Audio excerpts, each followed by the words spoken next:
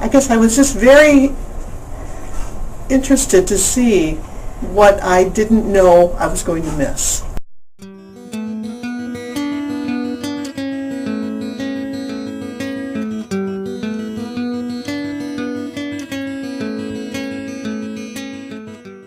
To see the difference between the Christian schools where we were as a CLC network to where the public schools were, and they're thinking about dealing with special ed kids.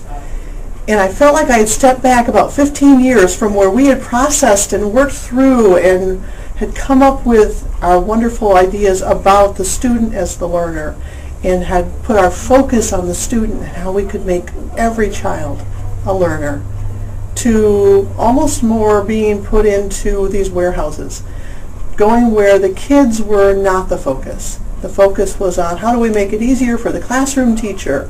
How do we, get these kids so that we can get the state funding for having the numbers in our special ed programs, because they get funded differently from the regular ed programs. And just the emphasis was just not where I had always just assumed the emphasis would be, because it always had been with the CLC networks. And that, I think, for me was the hardest thing going into the special ed programs in the public schools, because it was wrong. I felt like it was just not right. I wanted the kids to be the reason we were existing as a special ed program, and we weren't. So it was like I had to almost be away from it to realize what I had missed. And now I've stepped back and I'm back into a CLC network school again, and I'm just so thankful, because now again I'm just like, oh, I have the freedom to focus on the child, to make the child the reason I am that special ed teacher, and to look and see where their needs are, and to meet their goals with my teaching, versus I've got to jump through these hoops, I've got to do this paperwork, I've got to please this administrator, I have to make sure this teacher's happy. I don't.